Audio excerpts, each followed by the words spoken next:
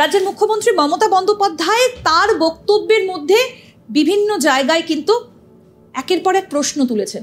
কখনো তিনি তার দলের মন্ত্রীদের দিকে আঙুল তুলেছেন, কখনো প্রশ্ন করেছেন, কখনো আবার একাধিক নির্দেশ দিয়েছেন। সেখানে দাঁড়িয়ে স্বাভাবিকভাবে যে প্রশ্নটা উঠে আসে সুভাষিস বাবু, যেটা দিয়ে শুরু করলাম, দলের নিচুতলার প্রতি কি কোথাও একটা নিয়ন্ত্রণ হারিয়ে যাচ্ছে তৃণমূল সুপ্রিমোর? ঘটনাটা হলো, রাজনীতির সব থেকে বড় অংশটা হলো স্টেবিলিটি এবং ইকুইলিব্রিয়াম। ব্যালেন্সটা বজায় রাখা একটি রাজনৈতিক লিডারশিপের সব থেকে বড় চ্যালেঞ্জ। এবং এই ব্যালেন্সের কথা যখন আমি বলছি, আমরা পলিটিক্যাল স্ট্র্যাটেজি করতে গিয়ে দেখেছি এই ব্যালেন্সটা এক একটা স্তরে থাকে এবং যত নিচের দিকে যায় ব্যালেন্সটা ততটা আনস্টেবল হতে থাকে। এবং একটা সময়ের পরে যখন একটা সরকার বা একটা রাজনৈতিক দল বহুদিন ধরে একটা জায়গার সরকার চালান, তারা কিছুটা আনস্টেবল পজিশনে চলে যায়। সেটার সিটের নিরিখে খুব একটা না বোঝা গেলেও যারা দলটা চালায় তারা খুব ডিটেলে সেটা বুঝতে পারে এবং বলতে পারেন কিছুটা ইঙ্গিত পায় তারা। আমার কেন জানি না মনে হচ্ছে এই 24-এর লোকসভায় তৃণমূল কংগ্রেস এবং মমতা ব্যানার্জির দল এতগুলো সিট পাওয়ার পরেও তারা কিন্তু কোথাও গিয়ে একটা এটা রিয়েলাইজ করছে যে তাদের স্টেবিলিটি বা হ্রাস বা কোনো একটা কারণে তাদের যে ভারসাম্যটা ছিল তারা সেটা হারাচ্ছে বা হারাবার একটা প্রবণতা দেখা দিচ্ছে।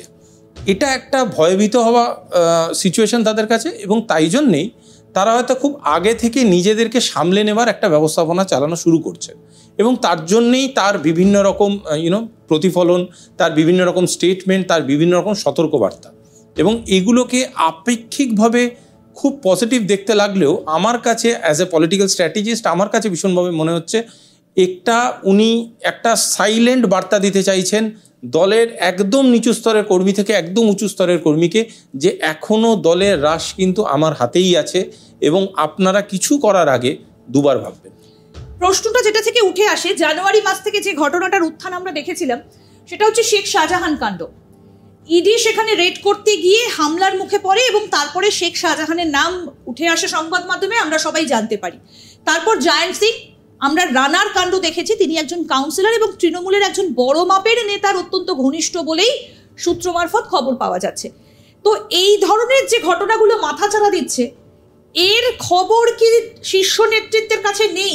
আপনি একজন এই জায়গাগুলোতে দাঁড়িয়ে, আপনি তো পুরো বিষয়টাকে দেখেন, রাজনৈতিক উপদেষ্টা হিসেবে কাজ করেন, ভোট কুশলী আপনি, আপনার কি মনে হয় যে এই খবরগুলো দলের কাছে কি সত্যিই থাকে না, নাকি থাকার পরেও ধামাচাপা দিয়ে রাখার চেষ্টা হয়?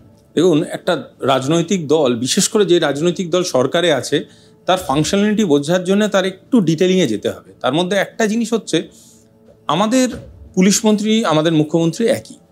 পুলিশের বিভিন্ন রকম পুলিশিং ছাড়াও কাজ থাকে, তার মধ্যে একটা খুব ইম্পর্টেন্ট কাজ হচ্ছে ইন্টেলিজেন্স গ্যাদারিং। এবং এই ইন্টেলিজেন্স গ্যাদারিংয়ে দুটো অংশ থাকে, একটা হচ্ছে পলিটিক্যাল ইন্টেলিজেন্স গ্যাদারিং আর একটা হচ্ছে অ্যাডমিনিস্ট্রেটিভ ইন্টেলিজেন্স গ্যাদারিং। আরটা ক্রাইম রিলেটেড ইন্টেলিজেন্স, ওটা তো রেগুলার জবের মধ্যেই পড়ে।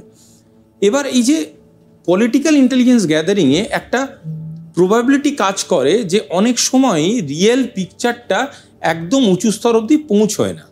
কিন্তু তার মানে এই নয় যে তার যে ডেটাটা আমি পাচ্ছি গ্রাউন্ড লেভেল থেকে, বা যেটাকে আমরা খুব সহজ ভাষায় বলি গ্রাউন্ড পলিটিক্যাল ইন্টেলিজেন্স, যেটা ডেটাটা আমরা হাতে পাচ্ছি, সেই ডেটা থেকে আমাদের বোঝার দরকার যে অ্যাকচুয়াল ঘটনাটা গ্রাউন্ড লেভেলে কী চলছে। সেই অ্যানালাইজ করার দায়িত্ব কিন্তু সেই লোকগুলোর থাকে যারা সেই জেলার অবজারভার, যারা সেই জেলার দায়িত্বে আছে এবং যারা সেই অংশের দায়িত্বে আছে, বা সেখানকার এমএলএ এমপি এদের। এই ডেটাটাকে যদি তারা ইচ্ছাকৃত বা অনিচ্ছাকৃত অ্যানালাইসিস না করেন, তার ভারসাম্য হারানোর জন্যেই এই ঘটনাগুলো ঘটে। সিবিআই কেন কথায় কথায় আসবে? এত অডাসিটির দরকার কি সেন্ট্রাল গভর্নমেন্টের সিবিআইকে এখানে পাঠানো? আমাদের স্টেটের পুলিশ ভীষণ ইকুইপড পুলিশ। তার মানে আইদার ডেটা ঠিকঠাক কালেক্টেড হচ্ছে না, ওর ডেটা ঠিকঠাক ঠিক টেবিলে ঠিক সময় পৌঁছচ্ছে না। এই বাস্তবটা আমরা অ্যাডমিনিস্ট্রেটিভ জায়গা থেকে যত তাড়াতাড়ি বুঝবো ততটাই কল্যাণ।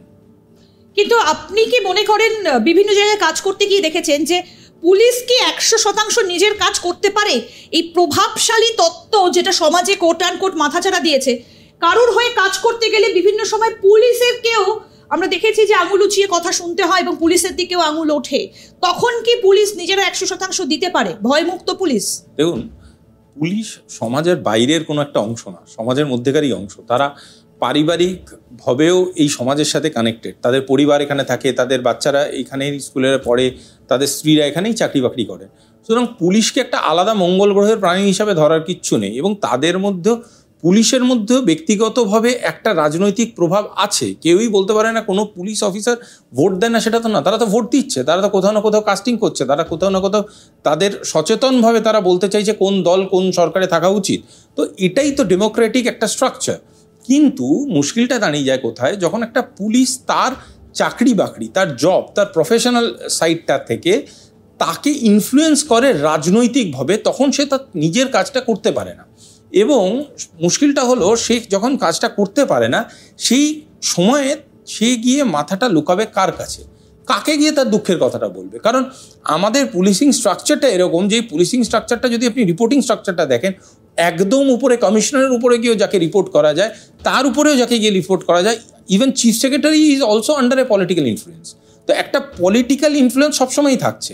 এবার এই পলিটিক্যাল ইনফ্লুয়েন্সটাকে কোনোদিনই অতিক্রম করে একটা পুলিশ তার নিজের কাজ করতে পারে না, আনলেস অ্যান্ড আনটিল সেই কাজটা আমাদের জুডিশিয়ারি লেভেলে চলে যায়। একটা ধরুন তদন্ত হচ্ছে হাইকোর্টের নির্দেশে বা সুপ্রিম কোর্টের নির্দেশে, জুডিশিয়ারি লেভেলে চলে গেল, তখন কিন্তু স্বীকার হয়তো কোনো পুলিশই করবেন না, কিন্তু তখন কিন্তু পুলিশরা হাঁপ ছেড়ে বাঁচে যে হ্যাঁ ভাই, জুডিশিয়াল লেভেল থেকে এবার অর্ডারগুলো আসছে। কেউ বলতে পারবে না কেন তুমি এফআইআর লিখলে, কেউ বলতে পারবে না কেন তুমি এই লোকটাকে তুললে। মানে কোট আনকোট সেই রাজনীতির ছত্রছায়াতে গিয়ে কোথাও একটা পুলিশও যেন অসহায়, এবং ভয়ঙ্কর ভাবে এই অসহায়তা। একটা প্রশ্ন খুব স্বাভাবিকভাবে উঠে আসছে এক্ষেত্রে, যে আপনি যেটা বললেন যে খুব তৃণমূল স্তরে বা বুথ স্তর পর্যন্ত সমস্ত ডেটা হয়তো সুপ্রিমো টেবিল পর্যন্ত গিয়ে পৌঁছয় না।